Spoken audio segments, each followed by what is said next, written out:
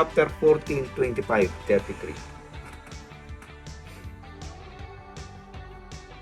Large crowds were traveling with Jesus, and turning to them, he said, "If anyone comes to me and does not hate father and mother, wife and children, brothers and sisters, yes, even their own life, such person cannot be my disciple. And whoever does not carry their cross and follow me cannot be my disciple." Suppose one of you wants to build a tower. Won't you first sit down and estimate the cost to see if you have enough money to complete it? Or if you lay the foundation and not able to finish it, everyone who sees it will ridicule you, saying this person began to build and wasn't able to finish. Or suppose a king is about to go to war against another king. Won't he first sit down and consider whether he is able with 10,000 men to oppose the one coming against him with 20,000? If he is not able, he will send a delegation while the other is still on the way off, and will ask for term of peace. In the same way, those of you who do not give up everything you have cannot be my disciple. O ito, maliwanag ko ito, mag-usapan natin ha. Yung paglilingkod sa Diyos kasi akala nung iba madali yun eh. Yung lumapit kay Lord, yung tumanggap kay Jesus, simula lang yun. Pero pag ikaw ay pinapalago na ng Diyos, ay pinapatibay ka na. At dahil ikaw ay merong ipagagawa na si Lord sa'yo, o ito na ngayon yung mga bubulantang sa ating kaisipan at buhay na mga kataga ni Jesus na may kabigatan ng tanggapin. Kaya kung maalala ninyo, maraming disciple doon sa John chapter 6 verse 66 ay hindi nagpatuloy sumunod kay Jesus. Bakit? Mabibigat na yung standard na nilalatag ni Jesus Christ doon sa mga so-called disciple. Yun po ay yung manggagawa na ng Diyos yun eh. Sila na yung kamanggagawa ng Lord eh. Sila na yung kasama ni Kristong gumabalangkas ng kanilang misyon. Intindihin natin, ang pinakamahalaga sa lahat, ang ating model sa paglilingkod ay si Jesus Christ Himself. Wala nang iba. Not Moses, neither Joshua nor David, but Jesus Christ. Siya yung ating ultimate model in serving God. Dahil si Jesus Christ po ay ganito. Let us find out what are the characteristics of Jesus Christ. As a servant of the Most High God, sent from heaven, and fulfill God's purposes. Number 1, Jesus was not a crowd pleaser. Ulitin natin ha. Si Lord, hindi niya layunin i-please yung lahat ng tao. His teaching did not change in order to hold on to followers. Kung ano yung turo niya, yun ang turo niya. Hindi siya nagbabago ng utak niya. Meron siyang conviction. Kung ano yung sinabi niya, yun ang tinatayuan niya. Kasi yun ang paniniwala niyang tama at totoo dahil siya nga ay nasa katotohanan. So, he never pleased people. So, wala siyang layunin at intensyon na i-please ang mga tao. John 6:60 hanggang 66. Basahin nga natin doon. John 6:60 hanggang 66. Para maintindihan natin na itong ating panawagan bilang kamanggagawa ng Diyos, hindi pala madali. Bakit? May mga dapat pagbayaran. May sakripisyon dapat gawin. Meron dapat mga bagay-bagay na talagang ikakasakit ng iyong puso at damdamin sa paglilingkod kay Lord. 3. Ayan. Ito yung sabi ni Lord. Maraming sumusunod sa kanya, marami na siyang follower, marami na siya natulungan, napagaling, marami na siya naturuan, at marami na talagang masasabi nating hardcore follower niya na talagang meron ng commitment at desidido ng sumunod sa kanya till the end. Pero hindi pa rin natatapos doon, pinifilter out niya pa rin, sinasala niya pa rin kung sino talaga yung puro, kung sino yung totoo at kung sino yung taong mananatili. Jesus said to them, very truly I tell you, John 6:53, unless you eat the flesh of the Son of Man and drink His blood, you have no life in you. Whoever eats my flesh and drink my blood has eternal life, and I will raise them up at the last days. For my flesh is the real food, and my blood is the real drink. Whoever eats my flesh and drink my blood remains in me, and I in them. Just as the living Father sent me, and I live because of the Father. So the one who feeds on me will live because of me. For this is the bread that come down from heaven. Your ancestors ate manna and died, but whoever feeds on the bread will live forever. Ayan yung turo ni Lord. Kung sino daw yung kakain ng kanyang katawan, laman, at iinom ng kanyang dugo, ay siya yung karapat-dapat niya maging alagad at siya yung kanyang bubuhayin sa mga huling araw. Ay pagdating dun sa mga disciple, quote-unquote disciple, on hearing this, verse 60, many of his disciples said, this is hard teaching. Yun. Hard teaching. It is a teaching but very hard. Kung merong hard teaching, merong soft teaching, easy teaching, madali nating tanggapin kung yung turo madadali, magagaang. Yung mga instruction ay malalambot at hindi matitigas. Madaling tanggapin ng puso at kaisipan yung mga katuroang magagaang. Pero yung mga matitigas at mabibigat na turo ay mahirap tanggapin. Hindi ng lahat, kundi kahit nung ilan. Pag mabigat na ang teaching, ayaw na. Pag medyo nakakasakit na ng damdamin at nakaka-offend na, at pag nangangailangan na ng personal sacrifice at mga mabibigat na obligasyon, medyo bumibigay na yung marami. Sabi rito sa John 6:60, on hearing this, many of his disciples said, this is a hard teaching. Who can accept it? Ito yung mabigat na turo. Sino makakatanggap niyan? Aware that his disciples were grumbling about this, Jesus said to them, does this offend you? Ayan. So ano daw ang nakaka-offend? Soft teachings most of the time cannot offend. Dahil madadaling tanggapin yan hindi nakakasakit ng damdamin, hindi na mabigat. Pero yung hard teaching, pag mabibigat ng teaching na itinuturo at binabagsak sa harapan natin, hirap na tayong tanggapin. At kadalasan, dinededma na natin, at kung di naman natin dedmahin, nilalayasan natin yung teacher. O, kung ikaw ay Christian, manggagawa ka ng Diyos, dapat makaintindihan mo to. Na ito bang aking pagtuturo o mga katuroang tinatanggap ngayon sa aming mga spiritual leader, sa aming mga pastors, sa aming mga tagapagturo ay napakagaang. Wala pa akong offense na nararanasan at hindi pa ako offended dun sa mga teaching. O, there would come a time, dadating sa iyo yun.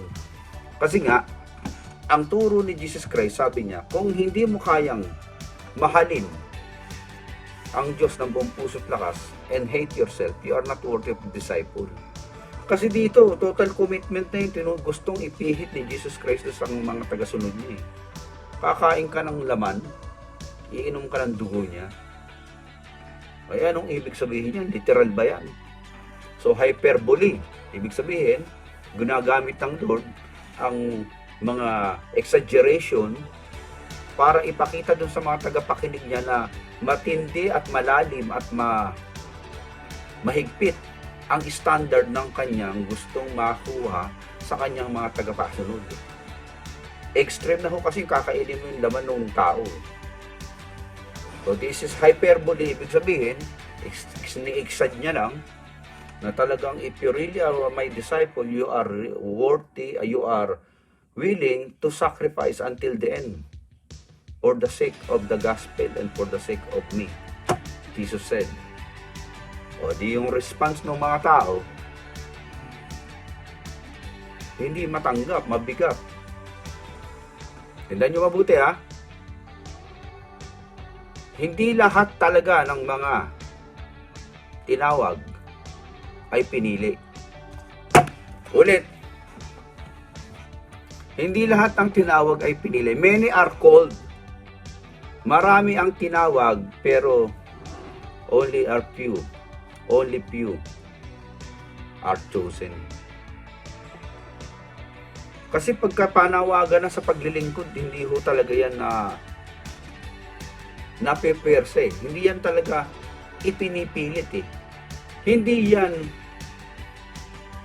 ibino-volunteer ng sarili, kundi it is the Lord Himself who enable and who chooses the one whom He choose to serve Him. Hindi porket naengganyo ka lang dahil yung barkada mo naglilingkod kay Lord, magse-serve ka na rin. Kasi talagang panawagan ho talaga, matitindan nyo mabuti kung bakit hindi panawagan yung paglilingkod. Kung hindi ka talaga tinawag ng Diyos sa paglilingkod, hindi ka talaga titagal dyan dahil lagi kang mau-offend. Lagi kang masasaktan, lagi kang matotortured ng mga kritisismo, ng mga backbiting. Kasi si Jesus Christ mismo nagsabi na siya mismo yung na-persecute, ikaw ay pe-persecutin din. Kaya nga, binigyan niya na yung standard ng kanyang palatuntunan. Kung gusto mong sumunod sa akin, ihanda mo na ang sarili mo. Ang sabi nga ng isang pastor, are you willing to serve God? If you are willing to serve God, you must ready to die. Ayan ang sabi, pakinggan nyo. Eh di yung mga tao na-offend dahil sabi, ang bigat nitong teaching na to, sino makakasunod niya, sino makakatanggap niyan? Sabi ni Jesus Christ, so verse 66, verse 63 ng John 6:63, the Spirit gives life. Oh, yung Espiritu nagbibigay buhay. Yung flesh, niliwanag niya nga naman eh, the flesh count for nothing. The words I have spoken to you are full of spirit and life. Kaya yung turo na sinasabi niyang kakainin yung laman ko at dugo ko, hindi naman literal yun. Gusto lang malaman, Jesus Christ, yung kabibuturan ba ng kaluluwa at espiritu ninyo ay handang-handa talagang isuko yan sa akin para at sa kaharian ko at sa gospel. Kasi sabi niya 63, spirit ang nagbibigay buhay, yung flesh ay wala daw kabuluhan yun. The flesh count for nothing. Kahit kainin mo yung literal na katawan ni Kristo, pag ang espiritu mo ay hindi talaga sa Kanya, hindi mo isinuko yung buong kaluluwa at buhay mo kay Kristo, hindi ka pa rin sa Kanya. Naging cannibal ka lang, naging manananggal ka lang, aswang ka lang, kumain ka ng laman ng tao. Ang inibig sabihin ni Jesus Christ dito, hindi yung flesh, kundi the spirit that you have inside of you. If you are willing to surrender the total spirit of yours sa espiritu ko, dapat yung espiritu ko ngayon na sumasa espiritu mo, ay siya na ngayong magkokontrol at maghahari at magmamanuver at magpoposes niyang espiritu mo. Kasi yung flesh natin, nawawala naman ito eh. Pero yung espiritu mo, yun ang nag-uudyok sa iyo para ang katawan mo niya sumunod eh. Ngayon, sabi ni Lord, they are full of spirit and life. The word of Jesus Christ na sinabi sa kanila, yun daw ang spirit na nagbibigay buhay. Yung bang mga salita ko, itinuro ko sa inyo, kaya nyo bang tanggapin yun? Sabi ng Bible, John 64, dito sa mga disipulong sumusunod kuno sa kanya, yung pala hindi. Dahil nakatanggap lang ng tinapay at pagpapala, kaya naglilingkod sa kanya. Superficially, pang-ibabaw lang palang paglilingkod dahil sinasalanan ni Jesus Christ yung totoong talagang mga disciple na genuine, hindi fake, 100% pure, disciple. Sabi rito, for Jesus had known from the beginning which of them did not believe and who would betray him. Alam naman ni Jesus, simula pa lang, kung sino talaga yung hindi naman sumasampalataya. Nakikiisyoso lang, sumusunod-sunod lang, umaatin-atin lang sa church, nakikipag-fellowship lang sa church, nakikipag-picture-picture lang sa church, pero hindi naman talaga disciple. Nagpapatay lang ng oras kaya umaatin ng church dahil wala magawa sa bahay. Verse 65, he went on to say, this is why I told you that no one can come to me unless the Father has enabled them. Doon natatapos ang usapan kung sino nga ba talaga yung tinawag at pinili. Kung pinili kang kamanggagawa ka ni Jesus sa kanyang kaharian at ubasan, ang sabi sa'yo at sinasabi sa ating lahat, John 6:65, sinabi ni Jesus, kaya nga sinasabi ko sa inyo ang totoo, na walang sino mang lalapit sa akin maliban siyang inilapit ng Ama sa akin. Yun mo malalaman kung ikaw nga ay tinawag ng Lord upang makapaglingkod, at makakapaglingkod pa kang sigurado dahil ang Diyos Ama ang naglapit sa iyo kay Jesus. Hindi yung sarili mo lang, hindi yung barkada mo, hindi yung pangangailangan mo, hindi yung mga kahinaan mo. Many people are coming to Christ because of different reason. Meron silang kailangan, may sakit kasi, merong gustong ipag-pray, dahil nahatak lang ng kaibigan, dahil walang magawa, dahil nakabalitan si Kristo nagbibigay ng blessing. But it is not really the Father who draws them to Christ so that they would continue on until the end. Dahil pag ang Diyos ang nagsimula ng magandang bagay, alam niya at kaya niyang tapusin yan sa sino mang tinawag niya at hinirang niya. Kaya nga pagdating sa John 6:66, from this time, many of his disciples turned back and no longer followed him.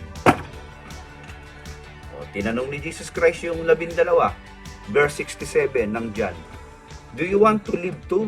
Do you? Jesus asked the 12. Simon Peter answered him, Lord, to whom shall we go? You have the word of eternal life. We have come to believe and you know that you are the Holy One of God.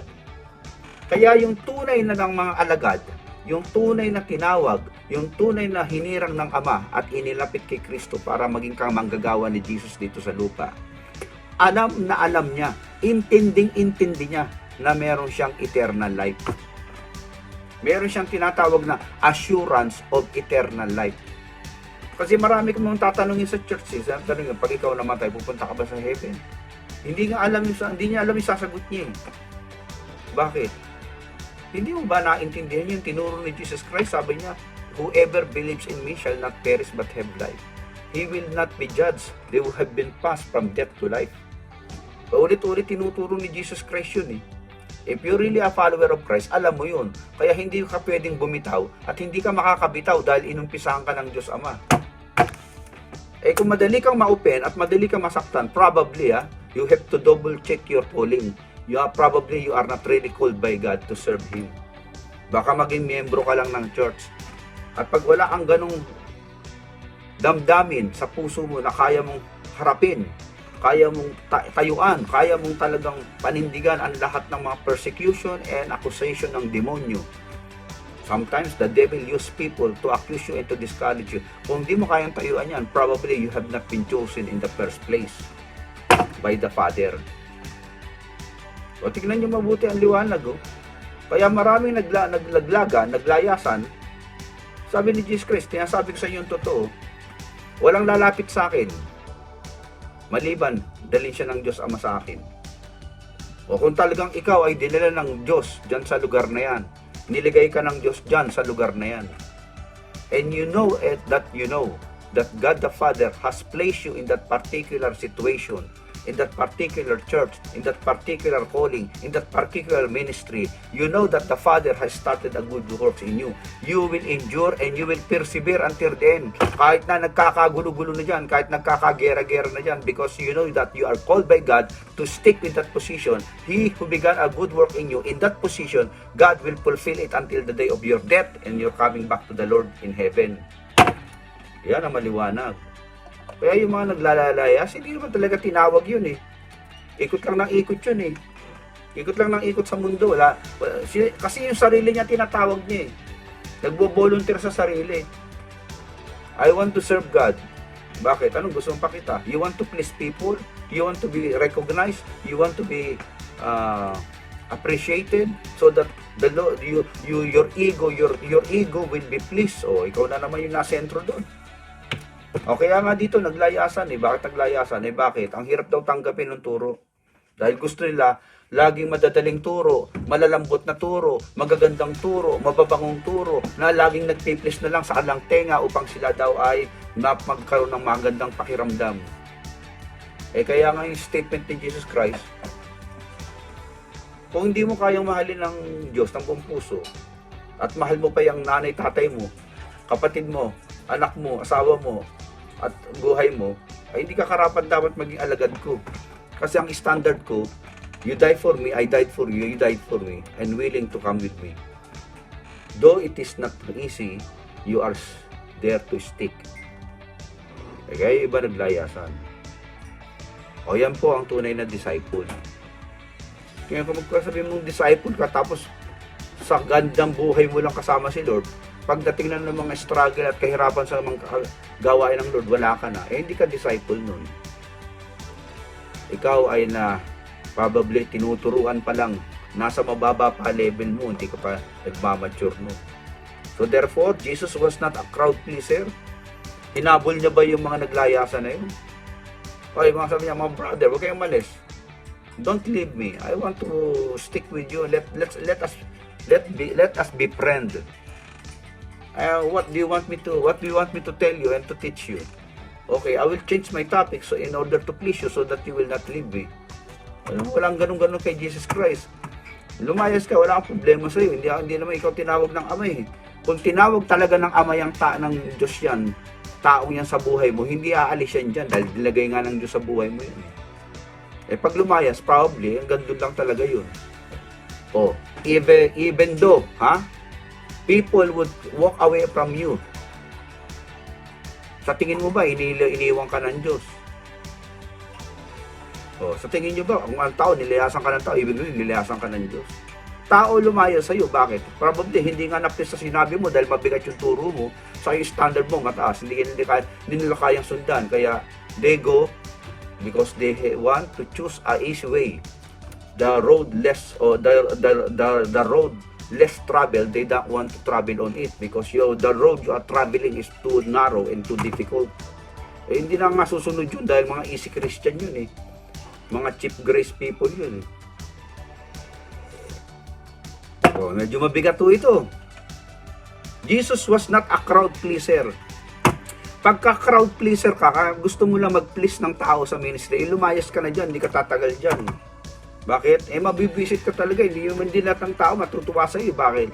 Dahil minsan yung mga decision mo, yung actuation mo, mga style mo talagang medyo hard ang dating. Though, hindi ka naman masamang tao dahil gusto mo lang talagang itaas yung standard ng kabanalan, kaayusan at katwiran. Kaya yung iba, ayaw ng ganun. Gusto kasi more on happy-go-lucky lang. Demanded that people count the cost and pay the price without excuses. Dinidemand ni Jesus Christ sa tao, you must count the cost of being a disciple and pay the price without excuse. Eh, pastor, mahirap. Eh, Lord, mahirap. Eh, Lord, hindi ako marunong. Eh, Lord, tatakot ako. Eh, Lord, nahihiya ako. Eh, Lord, na daming kakailanganin. Kasi nga, the world is in danger. You cannot afford to waste much time and resources not to become so serious about the kingdom's business. Ang laki ng ating gagawin tapos tayo Wala tayong pake, wala tayong commitment, wala tayong dedikasyon. Talaga, kahit meron kang programa, kahit meron kang sistema, pag ang mga puso ng tao ay hindi naman ganun talaga handang mamatay para sa Diyos yan, nasa program lang kayo, paikot-ikot na lang yan.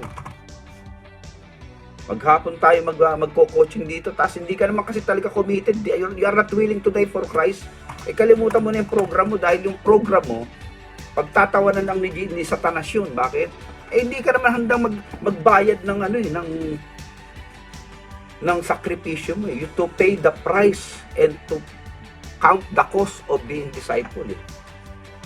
Maraming mga compromise Christian hindi makatayo kay Jesus Christ kaya konting agitation lang, konting provocation lang, mainit na ulo natin. Bakit? We are trying to please, not first the Lord, but first ourselves. Kaya sinabi Jesus Christ dito, if you cannot hate even yourself. Kita nyo? Anong ibig sabihin yung hate yourself? Gagalit ka sa sarili mo? Hindi. Priority ng puso't kaluluwa mo, si Jesus Christ, hindi yan sarili mo. Kahit nasasaktan yung sarili mo, you are no longer living for yourself, but Christ who lives in you, who died for you, and gave Himself for you. Kaya biyaya lang talaga to kung makakatagal ka sa paglilingkod. Biyaya lang ng Lord yan. Hindi ka makakatagal dyan, lalo pagka ikaw ay self-centered ka. Ulitin natin. If anyone comes to me, Jesus said, and does not hate father and mother, wife and children, brothers and sisters, yes, even their own life. Sininggle out na yung even your own life. Such person cannot be my disciple. Kaya hindi ako kumbinsido dun sa mga discipleship strategy. Kumbinsido ako dun sa mga tao talagang kahit hindi nagsasabing wala siyang strategy, pero 100% sold out siya kay Lord. Kung saan mo, Lord, saan mo ako dalhin, sugod ako. Yes, there will be hard times and difficulties, but because you are the one whom I followed, I could not question and I will not question. You don't have to ask any questions where you are going if you know whom you are following. Kahit na gitna ng labanan na yan, alam mo, sinusundan mo si Jesus Christ yun. Hindi ka naman ba lalaglag na. Kung mamatay ka rin, sa Kanya ka pa rin. Praise the Lord. Yun ang usapan na ron. Yun ang makatotohanan dun. Because God said, I will be wherever I am, so with my servant shall be also.